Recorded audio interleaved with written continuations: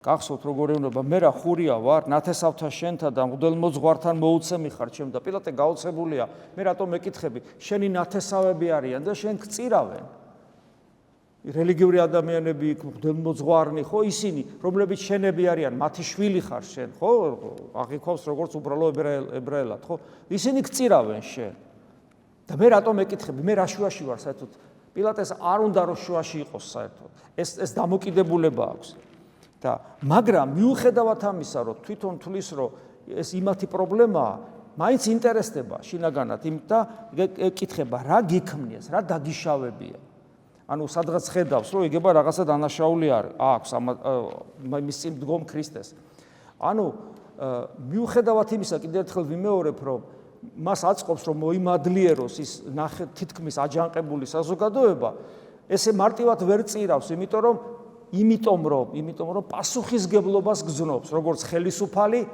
და პასუხისგებლობას გზნობს როგორც სამართლიანობის დამცველი.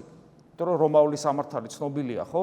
ანუ რაღაცა ღირებულებებს ატარებს პილატე და ამიტომ ესე ხელაღებით ვერ იმეტებს და აინტერესებს რა ხდება, რა მოხდა, რა უქმნია. უნდა რომ როგორმე გადაარჩინოს. გახსოვთ ესეც რომ ესე იგი ერთ-ერთს მიგიტევეთ ბარაბარო არის კიდევ ერთი და ფიქრობს რომ ბარაბასა და ქრისტეს შორის არჩევანს გააკეთებენ ქრისტეს სასარგებლოდ.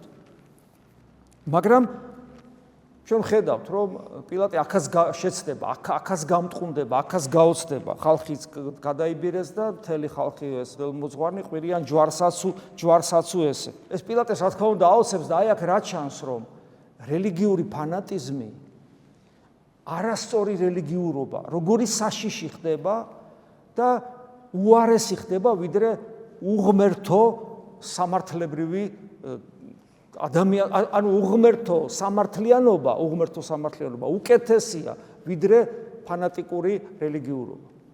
იმდენად ბრმა ხდება ფანატიზმი ჭეშმარიტების დასანახავად. რატო?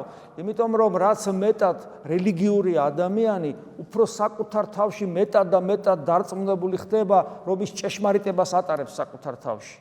და თუ ცდება, მე უკვე ძალიან საშიში ხდება. ვეღარ შეასრულე ნეფალს. გახსოვთ უფალი ამბობს ერთ ადგილას რომ როცა თქვენ დაგხოცავენ მოციქულებს ეუნებათ, ეგონებათ რომ ღმერთს სვერპლი შესწირეს.